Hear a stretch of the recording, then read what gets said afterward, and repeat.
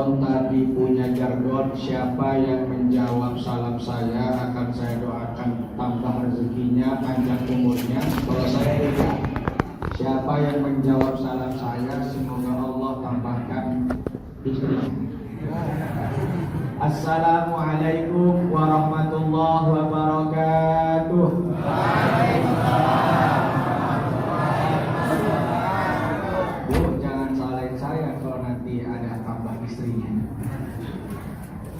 Alhamdulillah ay hamidtu hamdan lillahilladzi wa kafa wa usalli wa usallimu ala nabiyyinal mustafa wa ala alihi wa sahbihi ahli sidqi wal wafa.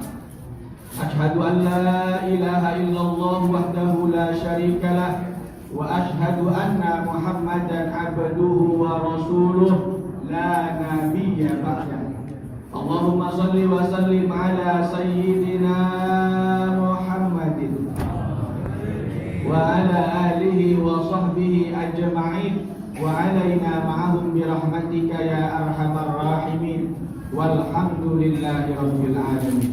Qala Allah ta'ala fi kitabihil karim, bismillahirrahmanirrahim, qul innama ana basyarum mislukum yuha ilayya wa annama ilahukum ilahu wahid faman kana yarju liqa'a rabbih falyamal 'amalan shalihan wa la yusyrik bi'ibadati rabbih ahada. Wa qala nabiyyuna Muhammad sallallahu alaihi wasallam, innali asma'un ana Muhammadun wa ana Ahmadu wa ana al-mahi alladhi yamhu Allahu bihil kufra wa ana al-hasiru alladhi yahsyurun nasa ala qadami wa ana al-aqib. Sadaqallahu al-azim wa sadaqa rasuluna wa habibuna al-karim wa nahnu ala dhalika minasy syahidin wasyakirin walhamdulillahi rabbil alamin. Yang saya hormat dan saya taat segenap pemuka agama, tokoh masyarakat, bini sepuh, para sepuh, wabil khusus kepada orang tua kita, Bapak Lurah Jumadi, wabil khusus mengkhusus kepada guru kita Al-Ustaz Al-Mukarram Dr. Nuryadi dan Ketua DKM Masjid Jami Al-Ittihad yaitu Al-Ustaz Al-Mukarram Wadio. Semua segenap tokoh masyarakat yang tidak bisa saya sebutkan satu persatu namanya, yakinlah tidak mengurangi rasa hormat dan takdim saya. Dan tak ketinggalan pula para jamaah Masjid Jami Al-Ittihad yang dimuliakan oleh Allah Subhanahu wa ta'ala. Berbicara soal Maulid Nabi, kiranya pantas dan perlu kita kutip pernyataan Al-Imam Jalaluddin As-Suyuti dalam salah satu kitabnya yang cukup populer, bahkan menjadi buah bibir di tengah-tengah masyarakat pakar tafsir, yaitu Lubabul Uqul fi Asbabin Nuzul. Kalau tidak salah, karena sudah 8-9 tahun saya baca kitab itu, di halaman 7 beliau mengatakan la yumkinu ma'rifatu tafsiril ayat. Tidak akan mungkin seseorang bisa mengetahui ayat maknanya dalam Al-Quran dunal wuqufi ala qissatiha wa sababi nuzuliha, tanpa mengetahui kisah dan latar belakang ayat tersebut turun. Berdasarkan pernyataan Al-Imam Jalaluddin As-Suyuti, seorang pakar tafsir di abad 14 Masehi ini, maka patut kita yakini ketika ada seseorang anak kecil datang kepada Sayyiduna Aisyah, anak kecil ini bilang, ya ummal mukminin, wahai ibunya orang-orang mukmin, hadisini ceritakan kepadaku an khuluqi Rasulullah sallallahu alaihi wasallam, tentang akhlak Rasulullah sallallahu alaihi wasallam. Faqalat Aisyah, Sayyidina Aisyah menjawab, ama taqra'ul Qur'an ya bunayya, wahai anakku, tidakkah kau membaca Al-Qur'an? Qala, anak itu berkata, innaka la'ala khuluqin 'adzim. Yang saya tahu wahai Aisyah ummul mukminin, bahwa Al-Qur'an memberitahuku kalau Nabi adalah seorang manusia yang memiliki akhlak yang agung. Apa kata Aisyah? Faqalat Aisyah, kana khuluqul Qur'an. Akhlaknya Nabi adalah Al-Qur'an. Bagi orang yang memahami ilmu nahwu, bagi orang yang memahami ilmu saraf, dan yang terakhir ilmu balaghah, tingkat keilmuan yang paling tinggi dalam kajian sastra Arab, jangan sampai membaca kana khalaqahu Al-Qur'an. Kalau itu yang dibaca, maka pemaknaannya berbeda, Bapak. Maknanya adalah Al-Qur'an akhlak Nabi. Yang kita kenal dari kecil bahwa Al-Qur'an itu kalamullah, bukan akhlak Nabi. Maka hati-hati, penting memahami kajian-kajian kebahasaan dalam perspektif sastra. Ibu, bapak, jamaah Masjid Jami' Al-Ittihad yang dimuliakan oleh Allah Subhanahu wa ta'ala, berdasarkan pernyataan itu tentu kita harus memahami nih, kalau memang kata Aisyah khuluquhul Qur'an, kana khuluquhul Qur'ana, akhlaknya Nabi adalah Al-Qur'an, kita harus memahami Al-Qur'an itu agar bisa memahami kanjeng Nabi Muhammad sallallahu alaihi wasallam. Sepengetahuan saya, dalam tafsir Al-Misbah karya Profesor Dr. Quraish Shihab, seorang pakar tafsir asli Indonesia, idola saya, beliau mengatakan 6.666 ayat, 114 surat, 30 juz, hanya ada 4 nama, 3 dengan nama Muhammad, 1 dengan nama Ahmad. Kenapa? Kok hanya ada 4, tetapi nama tersebut nama kanjeng Nabi Muhammad? Ini menunjukkan bahwa Al-Quran bukan buatannya. Ini juga menunjukkan bahwa Al-Quran asli kalamullah. Sehingga patut dicurigai para kaum orientalis barat ketika menyatakan bahwa Al-Quran adalah karya Nabi. John Mosbuk, dia pernah mengatakan bahwa Al-Quran adalah Muhammadianisme, pure karya Muhammad, bukan karya Tuhan. Dan itu terbantahkan. Kalau memang saya misalnya mengarang suatu buku, niscaya akan senantiasa saya sebut nama saya dalam buku saya. Tapi ini tidak. Untuk Nabi Muhammad tidak mengarang Al-Quran dan hanya disebut 4 kali namanya, 3 dengan Muhammad, 1 dengan kata Ahmad. Ini menunjukkan bahwa Al-Quran adalah orsinil. Tidak ada kalam Allah yang bisa dicampur adukan dengan kalam Muhammad. Ibu, bapak, jamaah Masjid Jami' Al-Ittihad yang dimuliakan oleh Allah Subhanahu wa ta'ala, terlepas dari kata Ahmad, terlepas dari kata Muhammad, kedua kata ini berasal dari kata yang sama. Dalam kajian ilmu sarraf, Ahmad dan Muhammad berasal dari kata Hamidah Yahmad, yang artinya adalah memuji, terpuji. Kakeknya yang bernama Abdul Muttalib berharap penuh untuk menamakan cucunya dengan Muhammad agar akhlaknya terpuji. Dan itu sampai saat ini terbukti, bukan hanya sekedar nama, tapi terbukti secara realitas. Muhammad adalah isim maf'ul dari wazan fa'ala yufa'il, hamada yuhammidu muhammadu, yang artinya orang yang dipuji. Ibu bapak yang dimuliakan oleh Allah Subhanahu wa ta'ala, tidak terasa 2 bulan Nabi Muhammad dalam kandungan. Usia Siti Aminah kandungannya 2 bulan.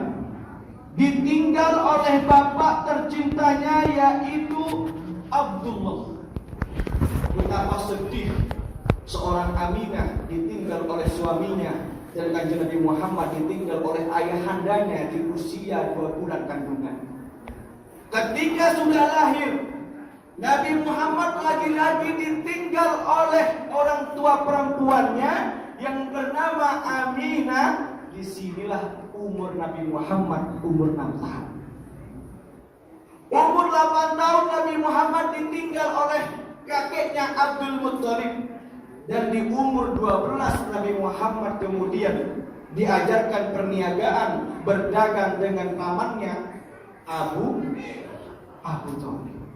Dari sinilah nanti cikal bakal lahirnya benih-benih cinta antara Kanjeng Nabi Muhammad dengan Siti Khadijah. Di usia 25 tahun Nabi Muhammad menikah dengan Khadijatul Kubra yang kita kenal dengan Siti Khadijah. Dan di masa-masa ini Nabi Muhammad menikah selama 15 tahun sampai nanti puncaknya umur 40 tahun beliau mendapatkan wahyu pertama yang dalam kata Al-Imam Ali As-Sawuni, beliau dan mengatakan dalam kitabnya At-Tibyan fi Ulumil Quran, ketika Nabi Muhammad mendapatkan wahyu pertama.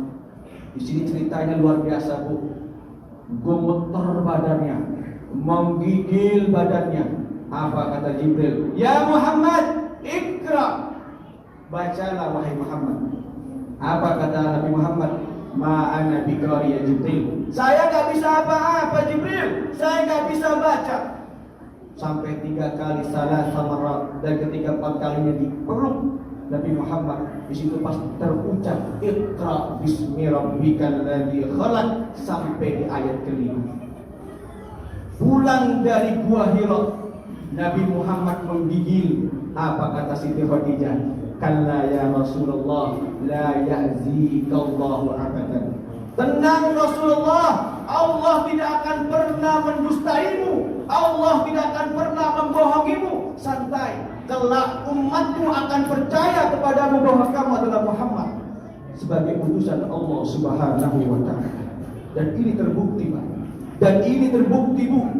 Di saat beliau umur 53 tahun, masa pertama beliau itu hijrah ke Madinatul Munawwarah yang dulu dikenal sebagai kota Yathrib.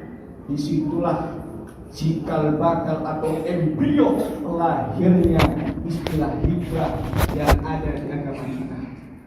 Tepatnya pada tanggal 27 Safar tahun pertama Hijriah, bertepatan pada tanggal 22 Agustus tahun 622 Masehi. Beliau hijrah dan tidak langsung ke Madinah, Bu. Transit dulu di Gua Sur bersama Abu Bakar Siddiq radhiyallahu anhu. Nah, Gua Sur ini juga menjadi catatan sejarah.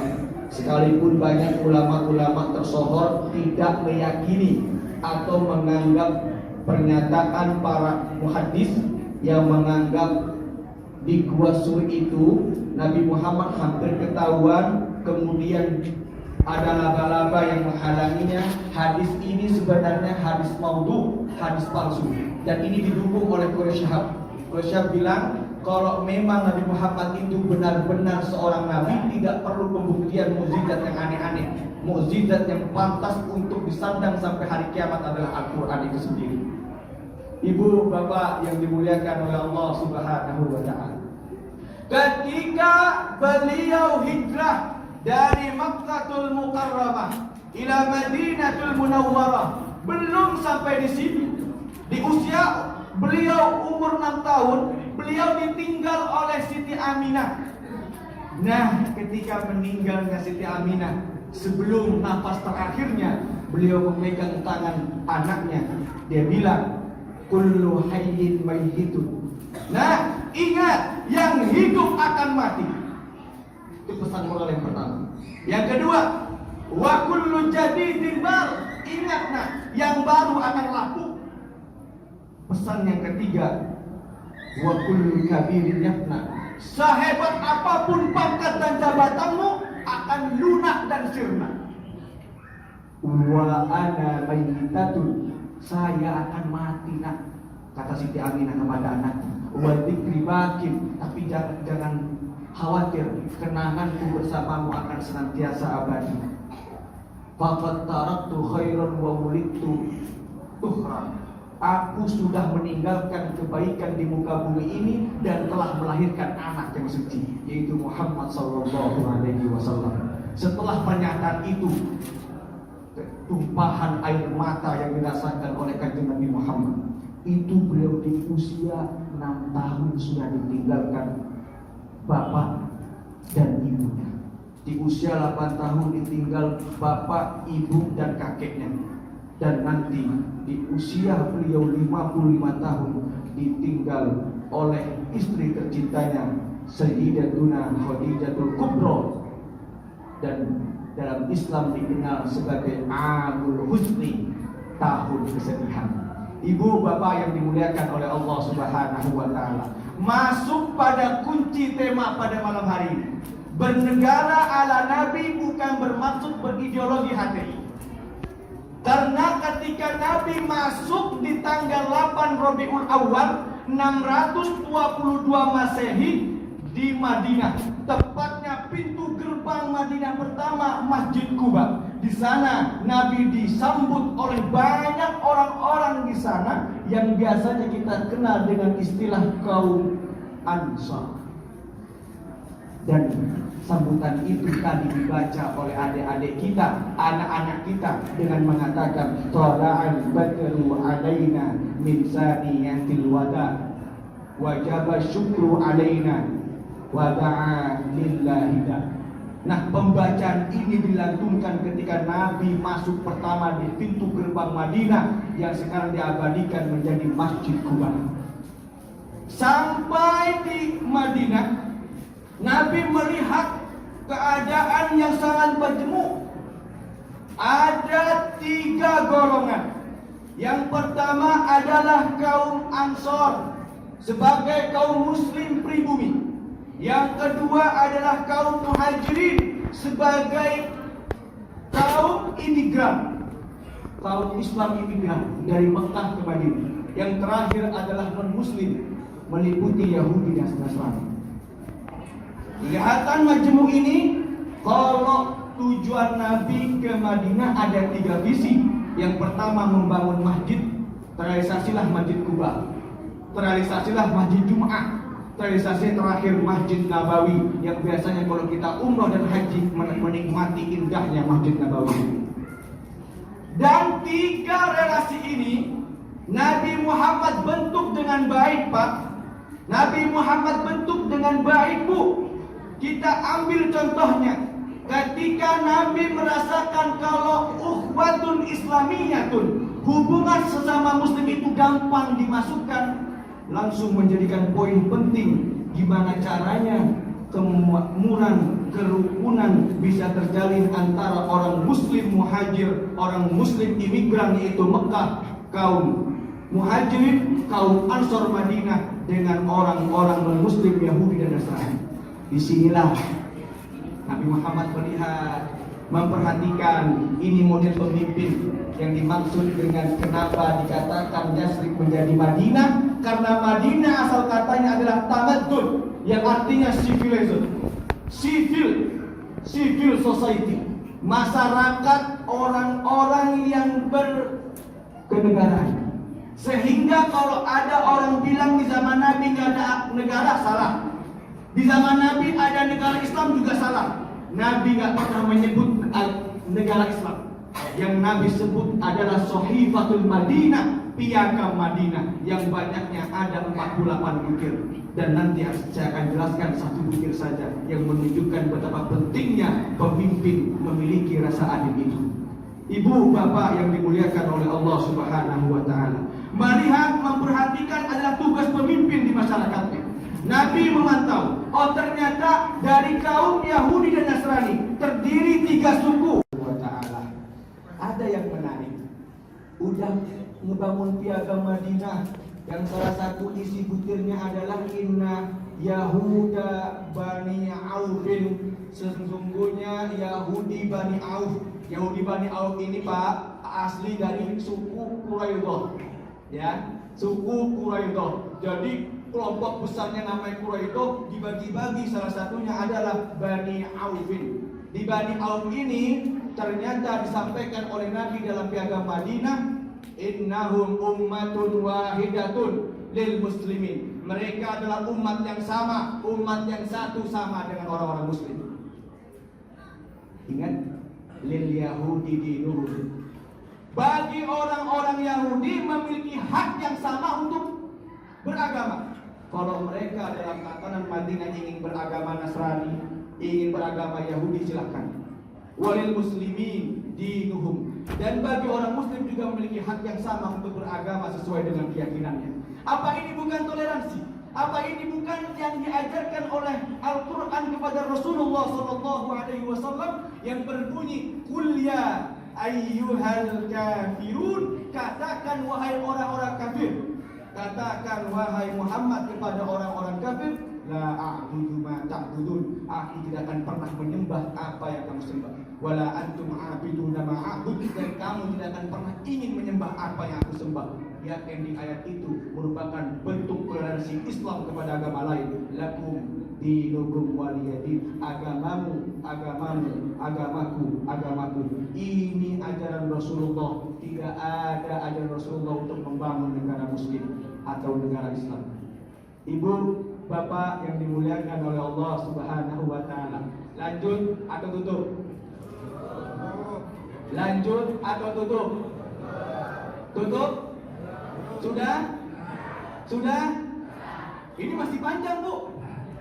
Karena membaca sirah nabawiyah itu panjang luar biasa. Tapi satu lagi nih, ini kisah yang luar biasa menunjukkan bahwa Nabi Muhammad yang pernah pandang bulu. Dan ini menjadikan gambaran kepada pemimpin kita yang sekarang. Baik mulai dari tingkat presiden sampai di tingkat RW, sampai pada tingkat RT. Yuk, kata Nabi Muhammad, ketika piagam Madinah itu telah jadi, ada satu sahabat nempeleng mukul orang-orang Yahudi pada saat itu. Ketika sudah dipukul, pingsan Pak, hampir meninggal. Kemudian sahabat bilang bahwa, ya Muhammad, ya Rasulullah, ada sahabat kita yang memukul orang Yahudi hampir meninggal. Apa kata Muhammad? Man qatala dimniyan, barang siapa yang membunuh orang non muslim. Dimni ada harbi. Dalam Islam itu ada dua istilah, kafir dimni, kafir harbi. Kafir dimni itu kafir yang haram dibunuh dan diperangi. Kafir harbi wajib diperangi dengan catatan kalau dia menzolimi kita, kalau dia mengusir kita dari rumah kita, kalau dia menjajah tanah air kita, itu wajib diperangi, namanya kafir harbi. Man qatala dhimmiyan, barang siapa orang yang membunuh kafir dhimmi, kafir yang tidak memerangi kita, wa ana khasmuhu yaumal qiyamah, kata Nabi Muhammad, saya adalah musuh yang paling nyata nanti dari kamu. Wa man kana khasmuhu fala yasumma raihatal jannah, barang siapa yang nanti di yaumul qiyamah adalah musuh kenyataan saya, fala yasumma raihatal jannah, jangankan mau masuk surga, mencium baunya surga tidak akan pernah tercapai oleh orang yang model demikian. Dan ini terjadi, Bu, ketika dan ada di Madinah, sudah terbuat di agama Madinah. Dua kejadian menjadi kita harus introspeksi diri. Harus introspeksi diri kepada orang-orang non-muslim. Jangan menganggap diri kita lebih benar ketimbang mereka. Kejadian yang terakhir sebelum saya tutup ceramah yang singkat ini tentang maulid Nabi dan bernegara ala Nabi adalah ketika ada sahabat Nabi, Haris bin Zaid namanya, memiliki anak perempuan dan anak perempuannya ngambil apa? Ngambil barang orang-orang Yahudi. Ketika hendak mau dibunuh oleh orang Yahudi, Khalid bin Zaid bilang, ya Nabi, jangan begitu dong. Ini kan orang-orang kita nih. Artinya mau nyogok Nabi. Ya Nabi, jangan begitu. Ini kan orang kita, jangan pukul, jangan bunuh. Kasihan anak saya ya Nabi. Apa kata Nabi? Ya Usamah, wahai Usamah, lau sarakat Fatimah binti, seandainya anak saya sendiri yaitu Fatimah Zahra yang mengambil pada saat itu, laqattu yadaha, saya sendiri akan memegang tangannya. Ini menunjukkan tidak ada hukum tumpul ke atas tajam ke bawah, semuanya sama. Ini pemimpin atau pemimpin yang diidamkan oleh kanjeng Nabi Muhammad SAW. Ini juga pemimpin yang diharapkan oleh kita sebagai kaum muslim. Tidak ada pandang bulu, bukan latar belakang sosial budaya apalagi agamanya. Kita semua di bawah naungan Garuda Pancasila berasas Bhinneka Tunggal Ika, undang-undangnya adalah UUD 1945. Demikian yang bisa saya sampaikan pada malam hari ini terkait dengan tema yang cukup menarik, bernegara ala Nabi. Hadanallah wa iyyakum ajmain. Wallahul muwaffiq ila aqwamit thoriq. Assalamualaikum